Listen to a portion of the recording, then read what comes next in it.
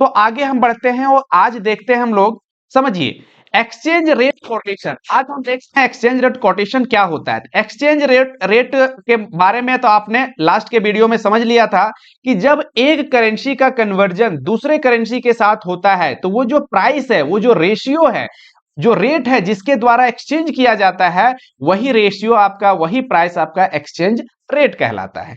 ठीक है, अब यहां कोटेशन की बात आती है तो एक्सचेंज रेट कोटेशन क्या है? तो ये कुछ नहीं है, ये लिखने का, बताने का जो अलग तरीका है उसे ही एक्सचेंज रेट कोटेशन कहते हैं। जैसे समझिए 1 USD की यदि बात करें, 1 USD की बात करें तो 1 USD इज इक्वल टू होता है 82.08। होता नहीं है, ये आपका कम या ज्यादा हो सकता है, ये मार्केट फोर्स के आधार पे है ना, वैल्यू कम या ज्यादा हो सकता है। तो 1 USD की यदि बात कर रहे हैं, ये आपने दिखा दिया कि ऐसे 82.08 रुपीज के बराबर है। या ऐसा भी कर सकते हैं 1 USD के जगह 1 रुपीज भी लिखें आप, 1 रुपीज, और इस रूप में आप दिखाना चाहें कि ये कितने डॉलर के बराबर होता है। तो ये यदि आप डॉलर की बात करें तो ये आपका हो जाएगा 0.01218 बराबर होगा। तो यहां पे आप क्या देख रहे हैं कि आप या तो 1 USD is equal to rupees के फॉर्म में बताइए, या 1 रुपीज को ही आप डॉलर के फॉर्म में दिखाइए, है ना, कितने डॉलर के बराबर होता है।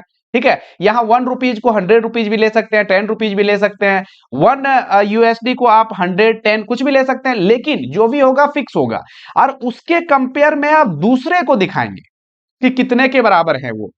तो ये तरीका लिखने के अलग अलग हो सकते हैं। फ्रेंड, यदि ये बात समझ में आई मेरी, तो ये एक्सचेंज रेट कोटेशन यही है कि जो डिनोट करने का जो तरीका है वही एक्सचेंज रेट कोटेशन है। एक करेंसी के रिस्पेक्ट में दूसरे करेंसी का कितना प्राइस है, ये जो एक्सप्रेस करने का तरीका है, यही एक्सचेंज रेट कोटेशन है। ठीक है, बात समझ आ रही है। अब एक्सचेंज रेट कोटेशन को यदि हम देखें तो इसमें एक डायरेक्ट कोटेशन होता है, डायरेक्ट कोट है, इनडायरेक्ट कोट है और क्रॉस कोट है। ठीक है, तो पहले हम समझते हैं कि डायरेक्ट कोट क्या होता है, इनडायरेक्ट कोट क्या होता है, फिर हम क्रॉस कोट के बारे में समझेंगे। देखिए डायरेक्ट कोट क्या होता है, जैसा अभी हमने बताया वही चीज है, सिर्फ आपको यहां समझा दे रहा हूं मैं। Direct quote is the exchange quotation which gives the price for the foreign currency in the terms of domestic currency. एक फॉरेन करेंसी के टर्म्स में डोमेस्टिक करेंसी कितना है ना, जैसे हमने अभी बताया यहां कि 1 USD के रिस्पेक्ट में आपका इंडियन रुपीज कितना है, ये आपका है 82.08 अभी के टाइम में यदि हम माने तो यहां क्या है, फॉरेन करेंसी के टर्म्स में, फॉरेन करेंसी को आप बता रहे हैं इंडियन करेंसी के टर्म्स में कि कितने इंडियन करेंसी के बराबर है।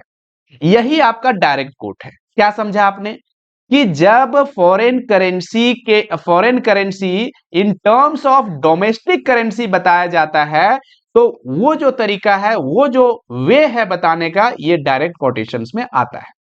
अब यहां पे हम बात कर रहे हैं इंडिया की, इसलिए हम INR लिए, है ना। यदि कोई दूसरी कंट्री हो, अपने कंट्री के आधार पे उसे बताया जा सकता है। तो डोमेस्टिक करेंसी, लोकल करेंसी, ये करेंसी कंट्री के आधार पे अलग अलग होंगे, लेकिन उसके अलावा जो दूसरी करेंसी होगी उसके लिए क्या है, फॉरेन करेंसी होगी। लेकिन एक्सप्रेस करने का तरीका जो होगा कि जो भी फॉरेन करेंसी है उसे आप फिक्स रखें, और उसके आधार पे जो दूसरी लोकल करेंसी, उसकी खुद की करेंसी है, वो देखें कि कितने के बराबर है, तो वही आपका डायरेक्ट कोट होता है। बात समझ में आ गई होगी। और भी देखते हैं इसे। Direct quote means what amount of domestic currency, देखिए what amount of domestic currency needed to buy 1 unit of foreign currency. क्या समझा कि व्हाट अमाउंट, देखिए यहां पे मैं क्या बता रहा हूं कि व्हाट अमाउंट, ये जो आपका है व्हाट अमाउंट इंडियन रुपीज में, कि कितने इंडियन रुपीज एक यूनिट जो डॉलर का है वो उसके बराबर है। तो ये है, यही डायरेक्ट कोट है। और भी इसको एक्सप्रेस करें हम लोग, under direct quote the foreign currency unit is fixed.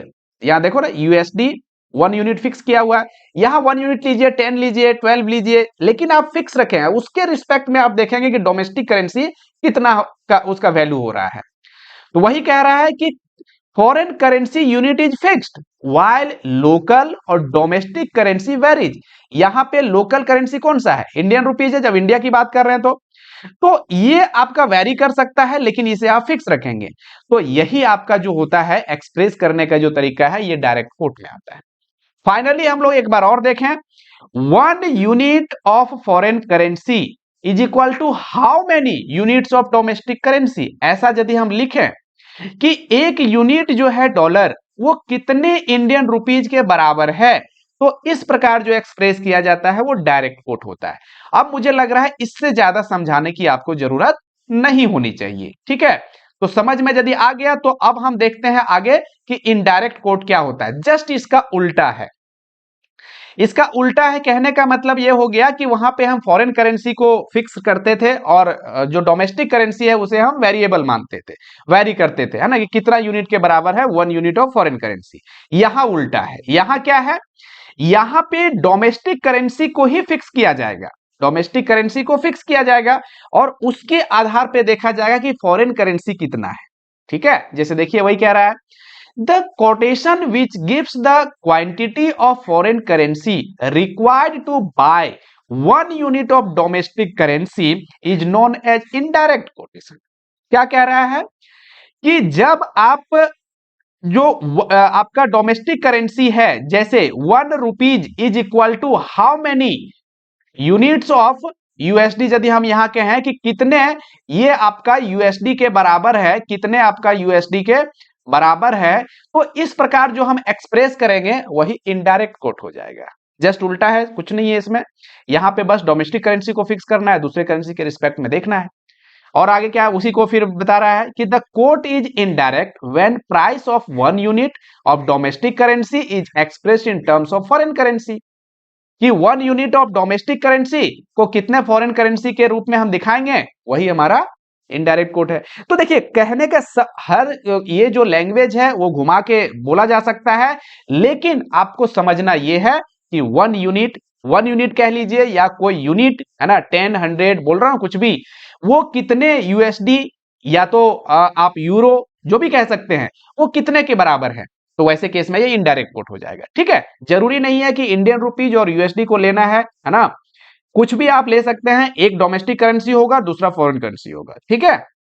Next देखिए, under indirect coat the local और डोमेस्टिक करेंसी रिमेन फिक्स्ड, है ना, ये फिक्स होता है, ये देखे ना, ये फिक्स है इंडियन रुपीज, जैसे फिक्स कर दिया डोमेस्टिक करेंसी हमारे लिए, इंडिया के लिए, लेकिन दूसरे देश के लिए फिर क्या हो जाएगा, हमारे फॉरेन करेंसी हो जाएगा। वही यदि अमेरिका इस चीज को डिनोट करेगा तो उल्टा बताएगा वो, ठीक है ना। अब देखिए ये domestic currency while the number of unit of foreign currency very, foreign currency यहां वेरी करेगा, है ना। क्वेश्चन आपको कैसे पूछेगा, वहां दे देगा कि डोमेस्टिक करेंसी जब आपका फिक्स हो, फॉरेन करेंसी वेरी कर रहा हो, तो वो किस प्रकार का कोटेशन है ना, तो ये आपको ध्यान रखना है। अब यहां पे एक्सप्रेस करने का और भी तरीका क्या है कि 1 unit of domestic currency is equal to how many units of foreign currency, ऐसा यदि दिया है तो आपका इनडायरेक्ट कोट है। जैसे यहां एग्जांपल में कि 100 रुपीज आपका 1.3342 डॉलर के बराबर है, यहां पे हमने फिक्स क्या किया है, 100 रुपीज को, है ना। और इसके कंपेयर में हम बता रहे हैं कि डॉलर का वैल्यू क्या है। आप बोलिए इसको फिक्स हम कैसे किए हैं, ये देखिए ये पॉइंट में वैल्यू आ रहा है ना, या 100 रुपीज को हमने रखा है, इसको 100 को आप 1 मान लीजिए, 1 यदि करते हैं तो फिर ये क्या हो जाएगा, यहाँ पे पॉइंट आ जाएगा 0.0133, है ना। तो इस प्रकार से भी आप एक्सप्रेस कर सकते हैं। यहां पे आपने फिक्स क्या रखा है, डोमेस्टिक करेंसी को, और वेरी किसको कर रहे हैं आप, फॉरेन करेंसी को, ठीक है। तो ये दोनों केस में जो है ये जो अपना डोमेस्टिक करेंसी है वो फिक्स्ड है, इस वजह से ये डायरेक्ट इनडायरेक्ट कोटेशन है। समझ में आ गया, कहीं कोई प्रॉब्लम नहीं है। अब हम लोग देखते हैं इसमें और क्या रिलेशन है डायरेक्ट कोटेशन और इनडायरेक्ट कोटेशन में। समझिए क्या रिलेशन है, यहां समझिए। अब क्या देख रहे हैं कि एक जो है वो दूसरे के उल्टा है। उल्टा कैसे, उल्टा कैसे कि डायरेक्ट कोटेशन जो है यदि हम इधर ले जाते हैं दूसरे साइड में तो उसके ऑपोजिट हो जाता है। इसलिए हम कह सकते हैं कि डायरेक्ट कोट जो होता है वो 1/इनडायरेक्ट कोट के बराबर होता है, ठीक है। जैसे 1 यूएसडी इज इक्वल टू आपका 82.08 INR, ठीक है, ये आपको हो गया आपका INR, ठीक है। Indian rupees. अब इसमें क्या है कि यदि आप ये आपने क्या किया है, ये आपका डायरेक्ट कोटेशन है। ये कैसा है? Direct quotation. कैसे? क्योंकि यहां पे फॉरेन करेंसी को फिक्स किया है, वेरिएबल किसको किया है? डोमेस्टिक करेंसी को। या तो आप इसको यदि आप इधर ले जाते हैं या इधर ले जाते हैं इसको, तो क्या हो जाएगा? जस्ट उल्टा हो जाएगा। उल्टा होगा मतलब क्या होगा? डायरेक्ट इनडायरेक्ट बन जाएगा। समझ रहे हैं? तो वही होता है। फिर इसका रिलेशन जब फाइंड करेंगे तो क्या आता है कि direct quote is equal to indirect quote. ये बराबर होता है ना? मींस डायरेक्ट कोट जो है ये इसका रेसिप्रोकल होता है। या indirect quote is equal to कह सकते हैं आप, यदि यहां पे लेते हैं आप इनडायरेक्ट कोट, इसका भी उल्टा ले सकते हैं कि इनडायरेक्ट कोट जो होता है वो आपका डायरेक्ट कोट का कितना होता है? रेसिप्रोकल होता है। तो यहां पे आप डायरेक्ट कोट ले सकते हैं इसको। ठीक है, तो ये हो गया आपका डायरेक्ट कोट। समझ रहे हैं? तो या तो indirect quote is equal to direct quote, या तो आप लिख सकते हैं direct quote is equal to indirect quote. ठीक है, तो इस तरह से आप रिलेशन फाइंड करेंगे। देखिए, इसको समझने के लिए यहां समझिए कि convert indirect quote when direct quote is equal to इतना दिया हुआ है। ये डायरेक्ट कोटेशन है। आप डायरेक्ट कोटेशन इसको कैसे पहचानेंगे? देखिए यहां पे क्या है कि ये 82.20 ये जो आपका रुपीज दिया हुआ है डिवाइडेड बाय यूएसडी। यूएसडी को जब इक्वल का आप इधर लाएंगे फिर वही हुआ ना कि USD USD is equal to rupees 82.20 इतना हो गया। तो ये क्या है? ये डायरेक्ट कोट ही तो है जब आपका यूएसडी को फिक्स किया गया है। यहां कुछ नहीं, मतलब 1 यूनिट है तो। ठीक है, तो ये डायरेक्ट कोटेशन है। अब इसको बोल रहा है कि इनडायरेक्ट कोट में कन्वर्ट करिए। तो क्या करेंगे? फॉर्मूला क्या होता है? Direct quote is equal to indirect quote. अब डायरेक्ट कोट का वैल्यू आपका दिया हुआ है 82.20, आप इसको पुट करिए is equal to indirect quote. Indirect quote को आप इधर ले आइए तो ये आपका 82.20 क्या हो जाएगा? डिवाइड होगा 1 के साथ। ये यहां आ जाएगा, ये यहां आ जाएगा, है ना? ये यहां आ जाएगा और यहां आ जाएगा इक्वल का। तो indirect quote is equal to हो जाएगा 1/82.20। इसको जब आप सॉल्व करेंगे तो 0.01216 आएगा। तो इस तरह से इनडायरेक्ट कोट का वैल्यू आ गया आपका कितना? इनडायरेक्ट कोट का वैल्यू आ गया $0.01216। ठीक है, ये कैसे हुआ? अब इनडायरेक्ट कोट इसको हम कैसे कहेंगे? देखिए यहां पे, यहां क्या लिखा हुआ है? $0.01216 डिवाइडेड 1 रुपीज, यही ना आया है आपका।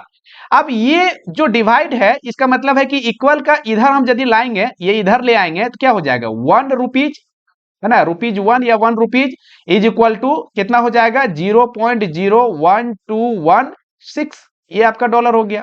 तो यहां पे क्या है? जो डोमेस्टिक करेंसी वो फिक्स हो गया।